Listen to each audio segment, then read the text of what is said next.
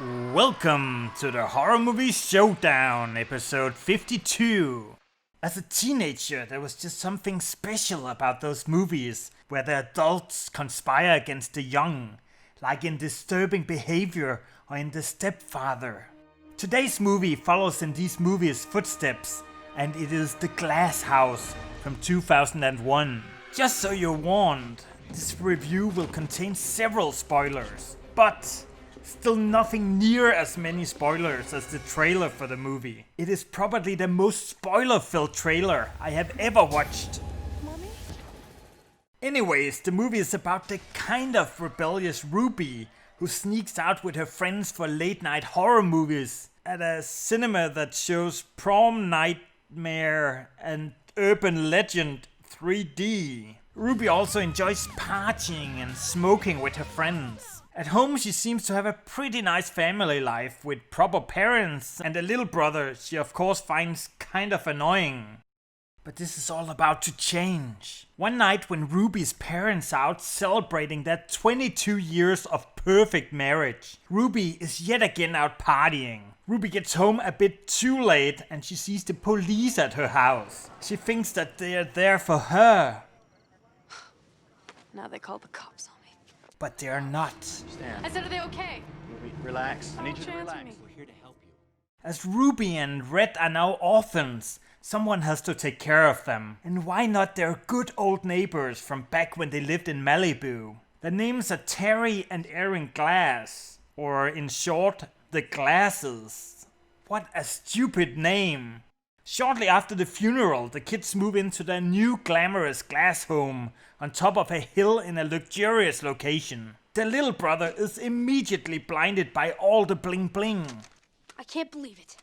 I can't believe it. while Ruby is a bit less joyful as she has to share a room with her brother and has to change her clothes in the hallway.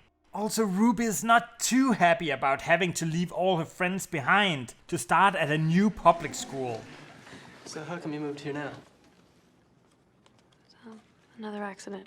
While Ruby is trying to adjust to her new life, she starts noticing that something is off about the Glasses. Like, why does she have to share a room with her brother when the Glasses live in a huge mansion? And why is Aaron listening in on her phone calls? Ruby, I really think that you would be well served by a better attitude. And why do they always get takeaway food? At first the things are more peculiar than alarming, but as time passes, cracks in the perfect lives of the Glasses turn into gaping holes. The first red flag is raised when Ruby is given a painkiller by Aaron. 4 out of 5 doctors recommend. This cramp too shall pass. Which completely knocks her out.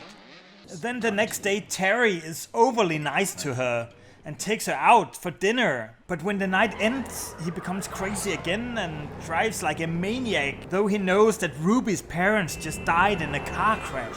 From here on, things escalate quickly. As a surprisingly responsible teenager, Ruby contacts the lawyer managing their estate in confidentiality in the hopes to find another guardian. I drove halfway here from Malibu with the housekeeper, and then I hitchhiked the rest of the way, and I was really scared. But I kept telling myself, once I made it, you'd help me and Red. At the same time, she finds out that she and her brother stand to inherit a substantial amount of money. But between us, $4 million. After the meeting, things at the Glasses all clear up. Aaron was just administering a diabetes shot. Ruby now gets her own room. Yes, and the girl, Ruby, she has her own room? Of course. She's 16. But unfortunately, the helpful maid was fired. It seems that the lawyer wasn't quite so confidential after all. And as you can imagine, Ruby starts feeling that there is no one she can trust. We were told there's already one case of plagiarism on your school record.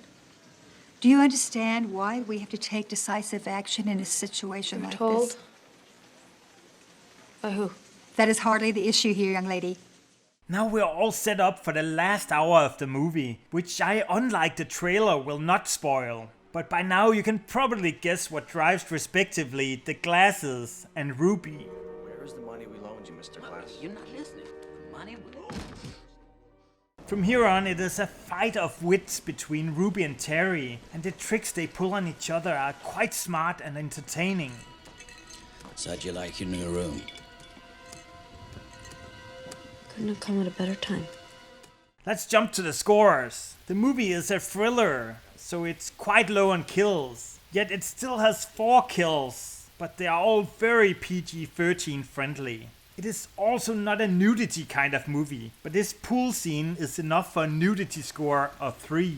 When it comes to scariness, the movie does quite well. The movie is very tense and it feels like someone is always watching you. It gets a scariness score of 6. Don't you hate how he can't make up his mind? To be, not be, not be, be, not. I loved this movie as a teen, and before rewatching it, I was unsure if it would hold up, especially looking at its Metacritic and IMDb scores. But the reviewers can keep their hatred in their pocket, because I quite liked it. Well, I did kind of agree with the reviewer from the Washington Post, who summed up the movie in the following way. It is surprising that no matter how much you know what will happen, we never stop watching. The movie definitely is predictable, but it was just so damn atmospheric. And as my long-time subscribers will know, I love movies with heavy rain, so this movie gets an overall score of 7. That's all for this episode. Thank you for watching, and I will catch you later.